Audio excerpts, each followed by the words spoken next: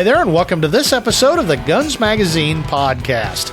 I'm your host and the editor of Guns Magazine, Brent Wheat. Thanks for joining us here on one of the world's biggest gun talk programs as we chat with the interesting folks who make up the world of shooting. My guest today is Gregg Ritz. Gregg was the boss at Thompson Center back when they got purchased by Smith & Wesson, and after a couple years, Smith & Wesson closed Thompson. Well, Gregg went on to do some other things, but the opportunity came his way, and he got to buy the company back from Smith & Wesson. So Gregg's really excited, he's enthusiastic, and he wants to instill the values of old at Thompson Center, and he's going to explain how this all happened and what he wants to see Thompson become in the future. It's literally a story of the phoenix rising from the ashes. So I'm going to talk to Gregg in just a moment. First, a couple of housekeeping notes. Roy Huntington's book is now out. It's called The Insider. It's 20 plus years of indiscriminate deliberations on timely topics. So if you go to fmgpubs.com or Amazon and search for Roy Huntington, you can buy a copy of his book. It's a good one. I have trouble putting it down. It's my bedside reader. So check out Roy Huntington's book, The Insider. Also, please don't forget to like and subscribe so you become part of the Guns Magazine family. And listen to this quick word from our great sponsors, and then we'll be talking to Gregg Ritz. This is where we go to feel alive. This is primal. This is where we go to train. This is tactics. This is where we take it all the way. This is conquer. This is who we are. This is what we do. This is Right On. The newest and most innovative sight on the market is here. Introducing the HIVIZ Fast.H3. The Fast.H3 gives you faster sight acquisition out of the holster through positive sight alignment feedback through conventional sight alignment. The Fast.H3 from HIVIZ. See what you've been missing.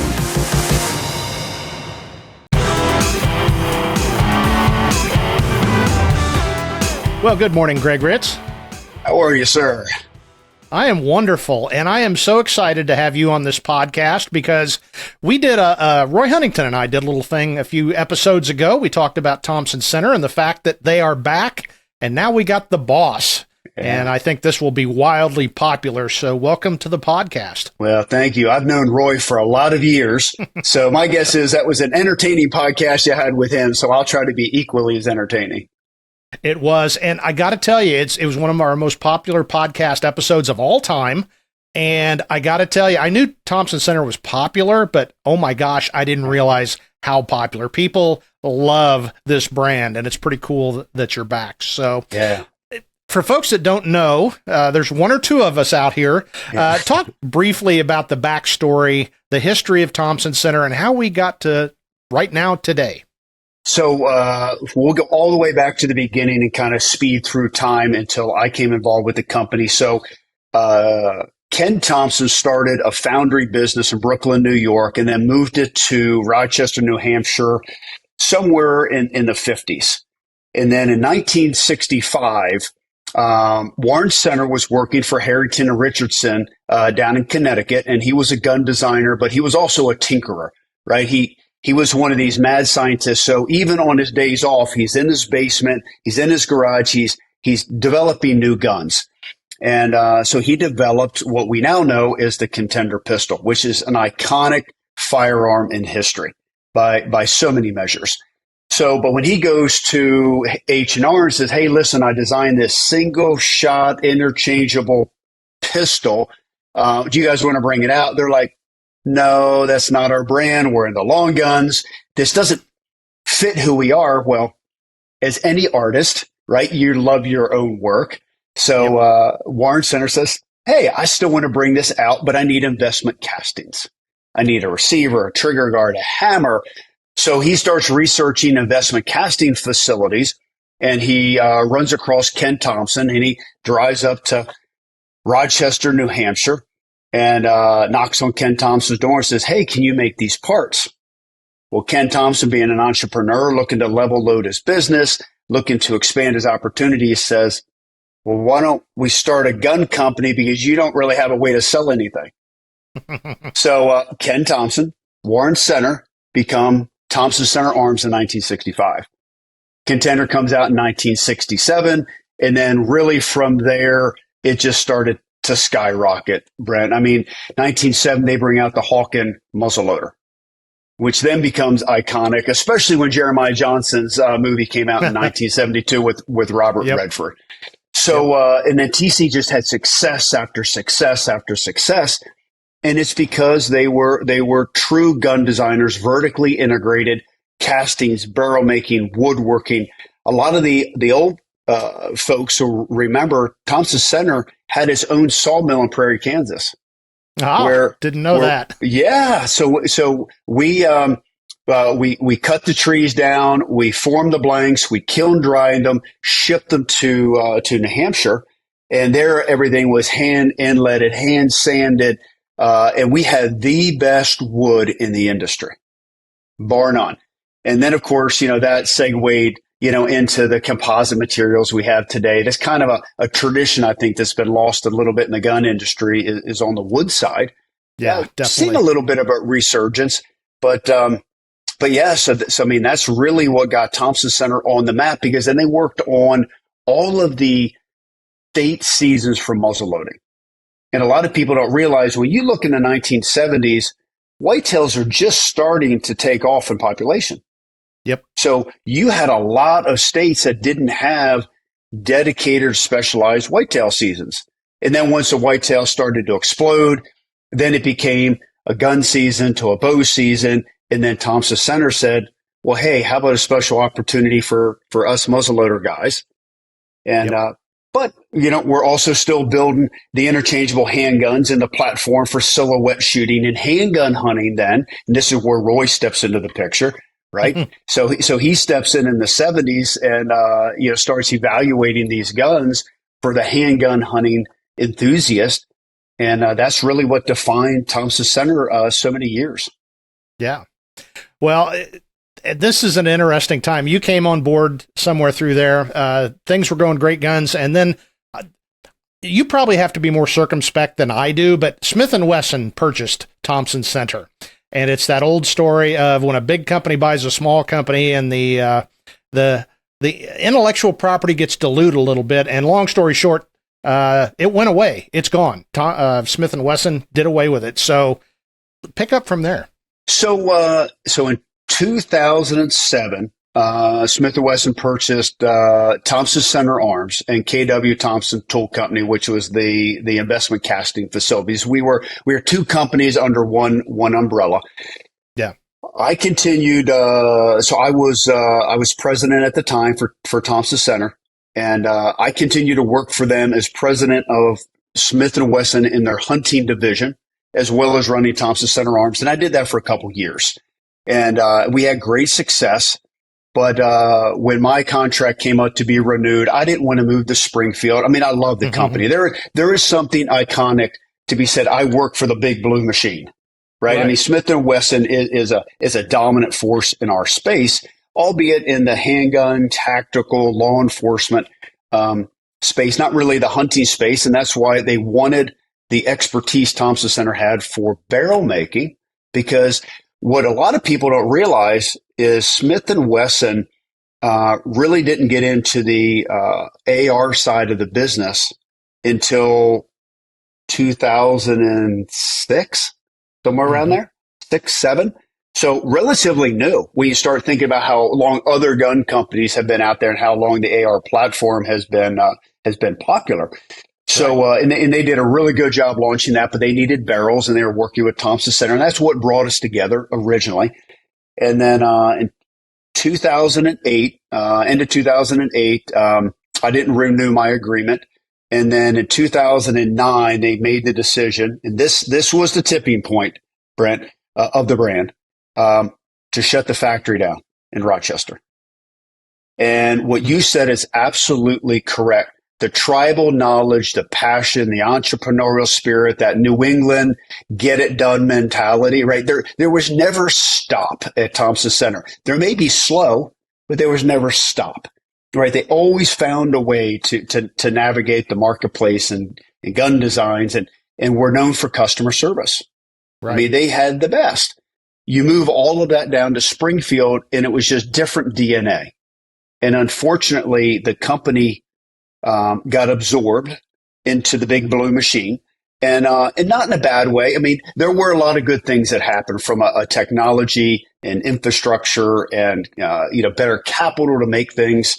But you didn't have that entrepreneurial spirit. You didn't have the same people. I think there were only like 3 or 4 employees that went to Springfield. Oh, wow. So we had, at Thompson Center's peak, we had about 600 employees in Rochester. At that time, because of modernization and what have you, streamlining processes, we were probably at that 350, 400 mark. So 1% of the employees went to Springfield. Well, that knowledge, that passion, right, that multi-generational experience, right, because Thompson Center is 57 years old right now. We're a pretty old gun company. And that was all lost. And Smith did their best to try to figure it out, but they were doing it their way. And that was really not in line with the customer and in the marketplace.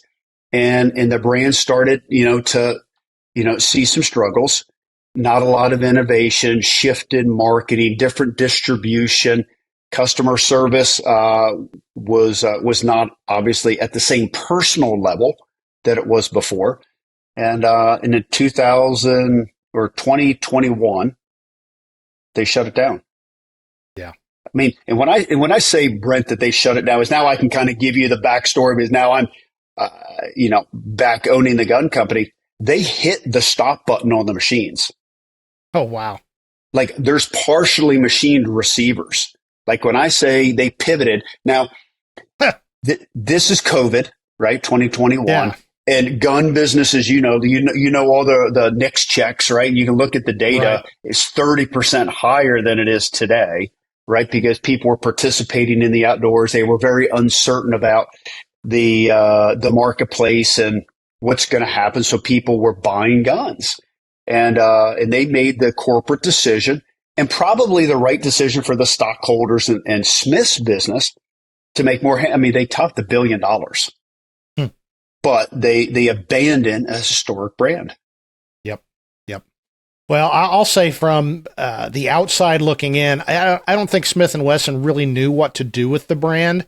I was told the story that they were more interested in the casting side of things, and the rest of it came along with it. But be that as it may, that's old history. Yeah. Now, suddenly, you own a gun company. How did that all come about? So it's a really interesting story. So in 2021, when they announced they were shutting Thompson Center down and they were going to sell off the intellectual property, you can imagine my phone rang quite a bit. And most of it were from PE companies, investors that said, hey, let's buy this company, let's resurrect it. And I had promised myself that if I ever got back in Thompson Center, because my heart was ripped out in 2007. I don't mind telling you that. Right. Yeah. Because I bled TC, right? That was who I was. I bled red. And I didn't want to go back in if we were going to do it as a PE company, as a publicly held company, or to flip something. If we did it, we're doing it the way it used to be. Let's take it to its roots. And I never had that. I never had the opportunity, and I was happy. I'm running Wildcom. I have my television show, and a lot of other ventures. And then in, I guess, probably October somewhere of that nature of last year, right? Glenn Butcher from Bass and Bucks, which is a big retailer in Wabash, Indiana. Glenn calls me and says, Glenn was one of the largest Thompson Center dealers in the country. So I knew Glenn, had a personal relationship, and he was very influential on the buying group side. And he calls me up. So he says, "Hey, how's things going? What's going on?" All the little small talk. And he goes, "Hey, do you want to get back in the business?" And I'm like, "I am in the business, Glenn. Like, what do you mean? Like, back into what?" He goes, "You want to bring Thompson Center back?" And I said, Glenn, I'm going to tell you the same thing I've told a dozen other people. You know, it has to be family run, privately owned, and I've got to be at the helm to make it what it was. If we're not going to make it what it was, I don't want to make a version of what it was. You got to understand, I want to make it truly authentic to what it was. The core, and I'm talking culturally when I say that, not product wise, culturally. And he said, no, that's what I'm talking about. He said, between myself and my other partner who's in the precision machining business, local here in Wabash, we know that we can help bring this back, but the company can't be brought back without you. And I said, okay, let's have a conversation. And so anyway, we have it, we gel, the relationships are there, and I've known Glenn forever and his commitment to the space and the passion of the brand. So I call Mark Smith. Literally, hey, Mark, how's it going? Right. CEO at Smith & Wesson. Great guy. I've known him. And I said, I've got a question. You can tell me yes. You can tell me no. You can tell me never. What do you think? And he said, I think that you should send me an NDA like tomorrow. Oh, really? And that's always a good sign. Okay. So, which is easy, right? You get it, send it to him. And he says, okay, Greg, he said, listen, I don't know what's going on here, but there's a lot of interest in Thompson Center right now. And there's some people already ahead of you in the process of looking at this. Oh. And I said, oh, okay. So this isn't a one horse race now. He said, no, it's not a one horse race. And in fact, you're at the end. He said, the bell already went off and now you got to go catch the pack. Yeah. And I said, well, the good thing is, Mark, I don't need a due diligence period. Yeah. I know what it is. We moved all the stuff down there. I was ambassador to the company. I worked inside the halls of Smith & Wesson for 2 years. And so we go through the process and, we get to a point where we exchange LOIs and we ended up prevailing. And Mark said, I am so glad to see it return home. This is the right thing for the brand. I feel this way. The board feels this way. The employees feel this way. We feel awful that it went the course it did. And he said, Mark wasn't at the helm when they shut Rochester down. And he said, had Rochester never been shut down, this would be a different conversation. But he said, I don't believe that we could resurrect the brand inside of Springfield. But if you can, you have our complete support in doing this. So he said, I will give you the keys back for a price. Right? Yeah. So there was a transaction. And it started off, this is interesting, as an intellectual property purchase. So think about this. They converted the equipment and the people to make more handguns. Right. And obviously the barrel line to make more ARs or barrels for the pistols, whatever they were doing. Yeah. So you're handed basically 200,000 electronic files and said, go start a company. Oh, wow.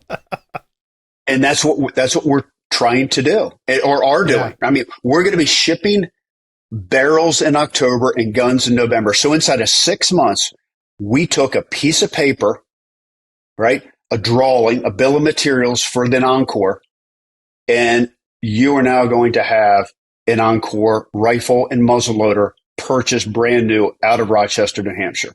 Back. So everything went from Rochester down to Springfield, back to Rochester. And it only took 15 years. Well, there is so much to unpack there, but what the overarching thing for me is the passion and enthusiasm you had or have for Thompson Center, because it's an old story to those of us in the firearms industry. Company starts up, the original ownership or usually an inventor, and it's running great. Then along comes a larger company or venture capital or private equity or whatever, and then crash and burn. And what ends up happening is being sold back to a second venture capital or PE or whatever. Right. And it's such a cool story to hear a venerable brand go through its trials and tribulations. I was in the shower today thinking, the Phoenix has arisen from the ashes, and it's really cool to hear you talk about the enthusiasm and the passion, because I'm telling you, looking at the comments I got, and there were thousands of them. People, I call it the Church of Thompson Center. People really love them some TC. And obviously, you're one of the head cheerleaders, that and Roy Huntington, of course. But so what has it meant to you personally to make this happen? I'm sure professionally it's very satisfying, and you hope to make decent money at it. But personally, at the end of the day, when you're shutting down, what do you think? Yeah. I had somebody ask me a similar question a month or so ago and said, was this just an itch that you had to scratch? Right. And I thought, well, that's an interesting way. And I said, no, not at all. This wasn't an itch at all. This was an emptiness that needed to be fulfilled. Wow. Right. That for me, I'm talking personally, like I had an incompleteness in me because Thompson Center was my life. Right. And everything I knew and all the relationships that I had in the industry. So I look back, and I've had a wonderful career in this industry, and I know so many great people and so many great relationships. But it all started with TC. Like, I wouldn't have had this opportunity if it weren't for TC, and I wouldn't have learned the proper culture of a company. So what Bob Gustafson built, and so he purchased a business from Ken Thompson and Warren Center. And eventually, sold it to us, and then I've come back full circle. But what he built and how he treated his employees and how he inspired people, so if you remember back in, I think it's March of '98 when we had the fire, and it destroyed a third of the manufacturing facility. And a lot of the people now, especially on a podcast, they may not remember for the full history. So Thompson Center had a fire, started in the wood shop, brought the company to its knees. So we lost the wood shop, final assembly, test shooting, manufacturing abilities, and literally the company couldn't function. And so we go to work the next day, and literally it's burnt to the ground. So now you're really talking the Phoenix from the ashes. And and Bob's there, and all the employees start coming back to work. And Bob addresses them over the burnt facility and says, I don't know what I'm going to do. I got to figure this out. Give me some time. I'm going to do my best to rebuild it. Like, I don't have a job for you right now. Like, things are still smoldering. And people picked up their shovels, they picked up their brooms, they got their hands dirty and sorted through literally ashes to see what could be salvaged. How can we help? And Bob's like, I can't pay you right now. Like, I will do my best. And they're like, no, we're just here to help. Like, you gave us a job. You gave our families an opportunity to thrive in this community. Like, we'll do what we can do to play our part. And Bob remembered that and hired every single person back. Like, he lived up to it. So I lived through that. Like, I saw that leadership as well as the leadership of Ken French and a lot of the other people in the organization. So my commitment this isn't financially driven at all. This is what is right for the gun community, what is right for the industry, what is right for the previous TC employees. So like Carl Ricker, our director of engineer, he was a director of engineer at Thompson Center 30 years ago. He's a director of engineering now. Tyler Stone was a director of operations. He's looking over operations now. In fact, he owns the casting facility, Thompson Investment Castings. He bought that from Smith & Wesson. So a lot of these employees are starting to come back, and I need those people to help define the culture, redefine, right? So as we hire people, in their 40s and in their 30s, they're trained. And we have a very small window, right?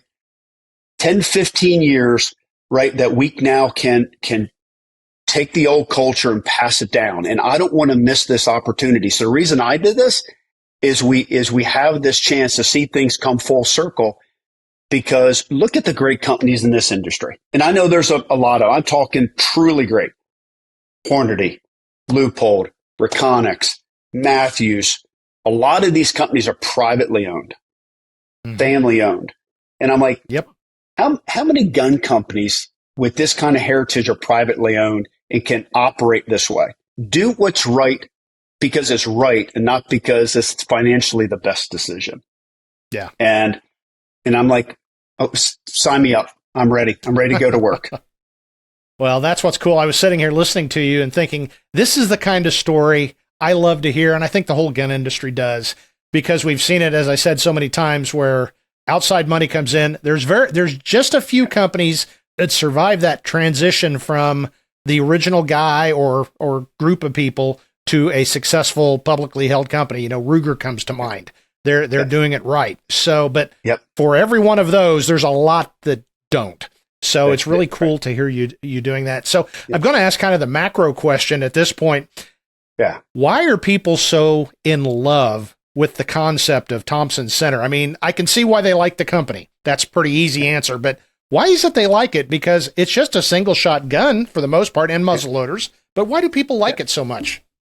It's what the brand stands for. It's truly part of a movement, Brent. And this is what this country right now is in a very awkward place, right? For a lot of reasons. Sure. You and I can talk forever. And people want a sense of belonging with other like-minded people who have traditional values, right? And they believe in family. They believe in USA made. They believe in customer support. They believe in community. So Thompson Center represents a community, and we're going to speak and enhance that community and now pass that community down. Because a lot of the people who understand who Thompson Center was are older now, right? Yeah. So they're baby boomers, they're Gen Xers, they're 45 and over, let's say. And our focus, and this is why we started a YouTube channel, this is why we really are looking at social media, that's why you and I are talking right now on a podcast, is how do we reach these, 18 to 35-year-olds who haven't experienced the tradition of Thompson Center, the brand attributes, the value. We're going to make cool stuff. Okay, got that, right? Yeah. We're going to relaunch the Encore. We're going to bring back the Icon. We're going to do cool things that you and I'll probably talk and evaluate. Royal can go, make things go bang, right? Yeah. But at the end of the day, I want people proud of what they buy, right? I want them to identify, I hate to use that word, but it's true, to identify with the gun and with the brand, and they go, that's me. Like that, I stand for the same values as that company does. So I don't want to just buy it because it's $299. I don't want to buy it just because it goes bang, right?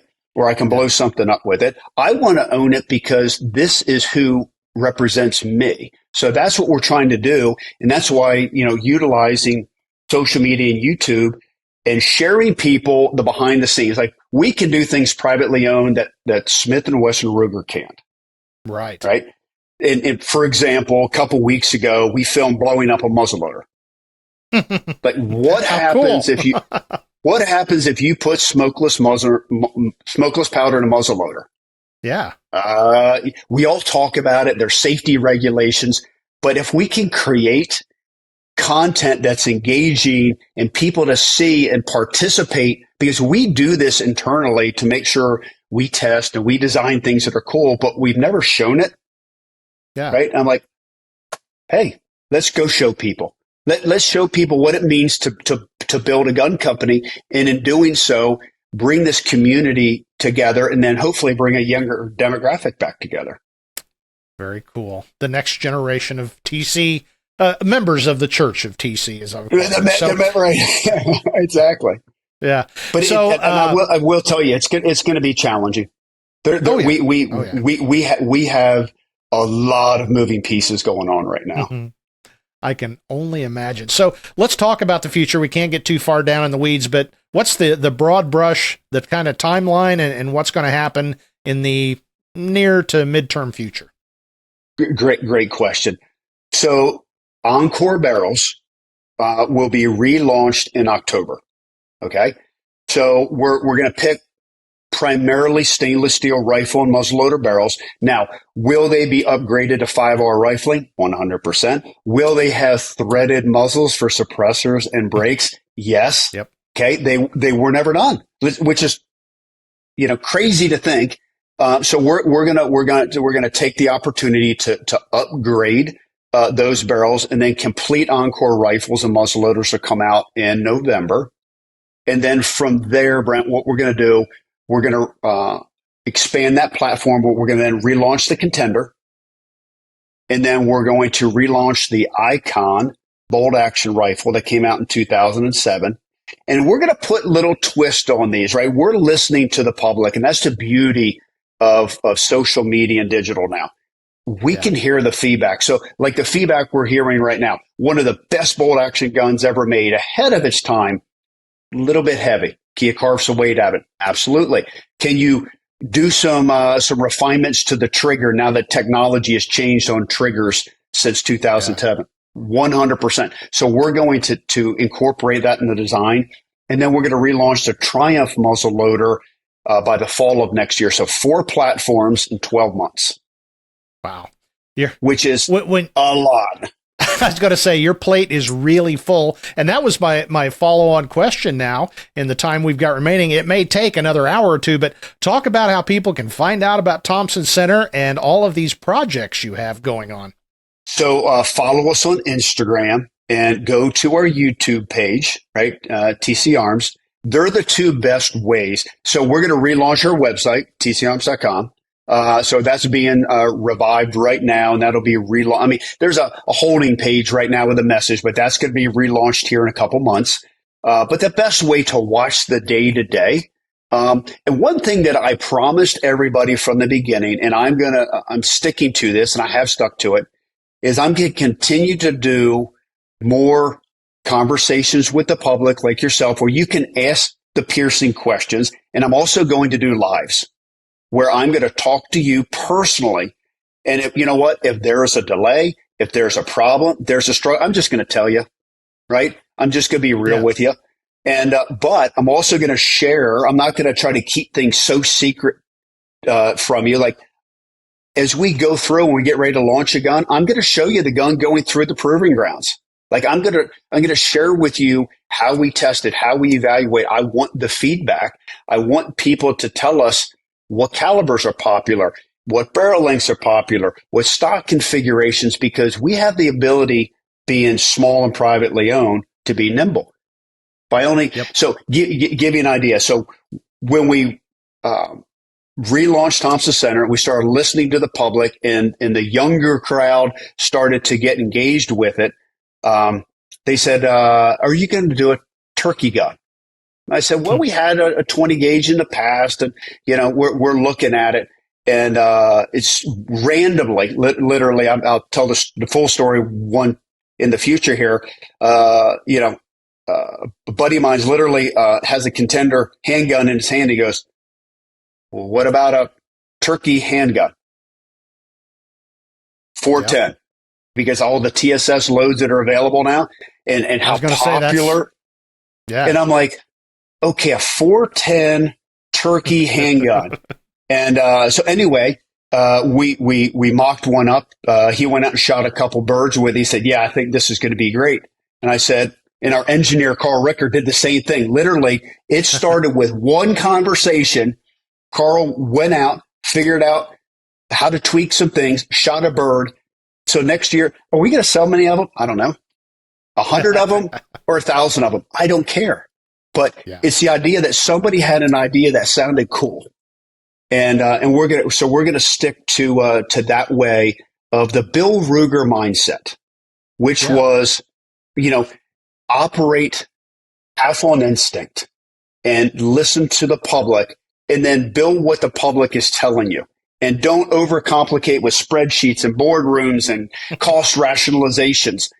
And Ruger built its legacy, by and large, by Bill Ruger's instinct on what people were willing to buy. And I said, okay, if it worked for him, it'll work for us. Well, the old saying is absolutely true. A camel is a horse designed by a committee. And sometimes we overcomplicate the process instead of just listening to our gut. But like, we've talked about, if you don't have gun people up top to say, no, that doesn't make any sense.